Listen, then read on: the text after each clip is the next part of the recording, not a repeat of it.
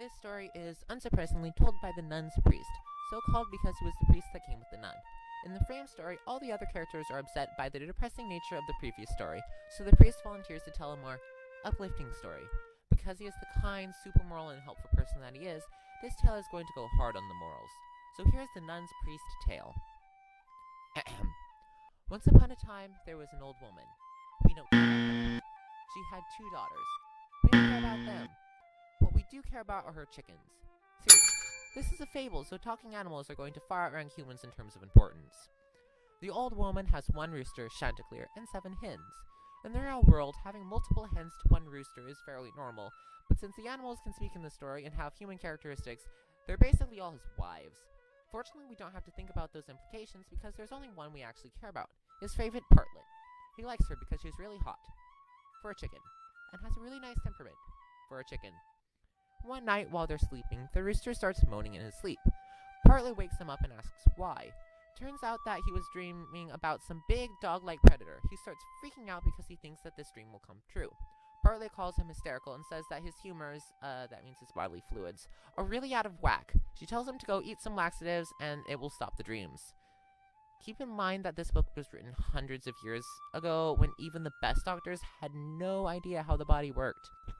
Anyway, Chanticleer launches into a long list of historical stories about people who didn't listen to their dreams, and later died messily. Hey, I thought the story was supposed to be uplifting. But in the end, he decides that since God seems to like him so much, he doesn't need to worry. God wouldn't let him die, right?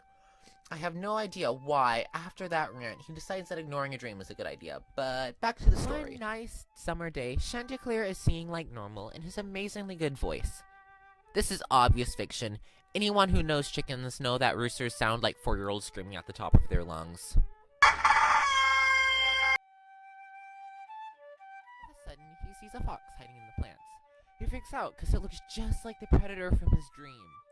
The fox is like, "Chill, dude, you never even met me. I really don't want to hurt you. I just wanted to listen. Oh, hey, I remember how your father sang. He closed his eyes and stretched out his neck, and nobody could sing better. I'm just sure that you can do it, too." The rooster, being a bit of a diva, is like, "Absolutely," and stretches out his neck. Then, plot twist, the fox grabs him in the neck and runs off with him.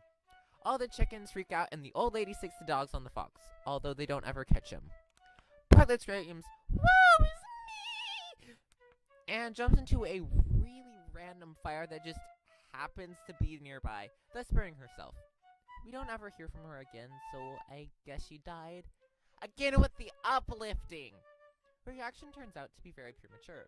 As soon as the fox gets to the forest, Chanticleer, still alive and very unharmed for getting bitten in the neck, starts to free himself.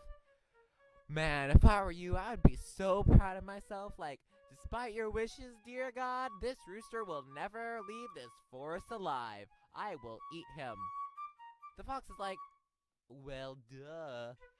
But as soon as the fox opens his mouth, the rooster escapes and flies up into a tree. Oh, my mistake. You see, I'm not gonna harm you. But see, you misunderstand my intentions. Come down and I'll explain. But the rooster, wiser now from his close brush with death, is unconvinced. No, yeah. For the first time, yeah, that was my fault, but I'm not stupid enough to fall for that again. Aw, dang it, I just should have shut up. And the moral of this story? Don't pay heed to flattery, and pay attention to your dreams. Also, laxatives don't prevent nightmares.